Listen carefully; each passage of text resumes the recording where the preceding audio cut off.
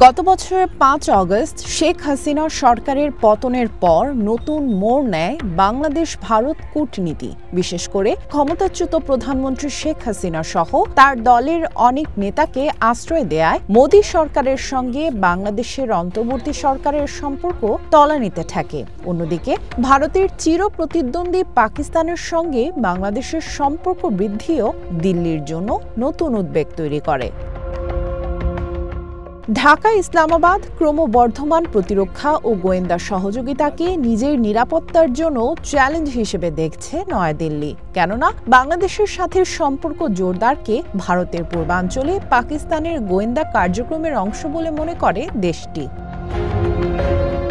সেই সাথে শেখ হাসিনার সরকার পতনের পর বাংলাদেশে উগ্রবাদী মতাদর্শের বিস্তার বাড়ছে বলেও আশঙ্কা ভারতের। এমনকি বাংলাদেশে পাকিস্তান সমর্থিত ভারত বিরোধী সন্ত্রাসী গোষ্ঠীগুলোর তৎপরতা বাড়ছে এবং বাংলাদেশকে ব্যবহার করে প্রতিবেশী দেশটিতে হামলার পরিকল্পনা করা হচ্ছে। দেশটির নিরাপত্তা সংস্থাগুলোর বরাতে সম্প্রতি ভারতীয় গণমাধ্যমে এমন দাবিও করা হয়, যদিও ভারতের এসব দাবি বরাবরই অস্বীকার করে আসছে বাংলাদেশ।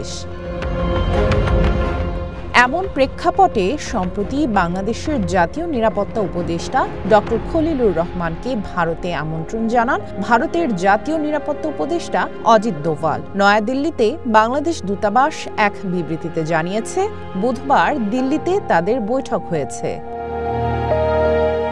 বিবৃতিতে বলা হয়, অজিত দোভালের সাথে ডক্টর খলিলুর রহমানের বৈঠকে কলম্বো সিকিউরিটি কনক্লেভের কার্যক্রম এবং দ্বিপক্ষীয় নানা বিষয়ে আলোচনা হয়েছে।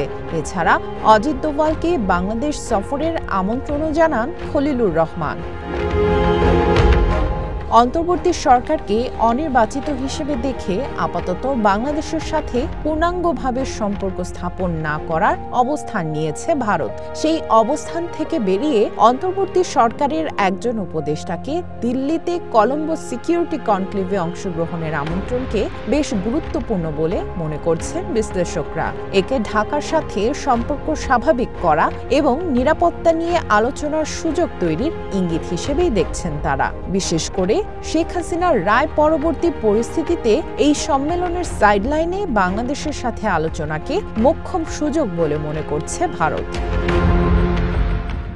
জাতীয় নির্বাচন সামনে রেখে বাংলাদেশে যাতে অস্থিতিশীল পরিস্থিতি তৈরি না হয়, বিশেষ করে বাংলাদেশ থেকে যাতে ভারত বিরোধী কার্যক্রম না চলে, সেটি নিশ্চিত করাই ভারতের প্রধান লক্ষ্য বলে জানা যাচ্ছে।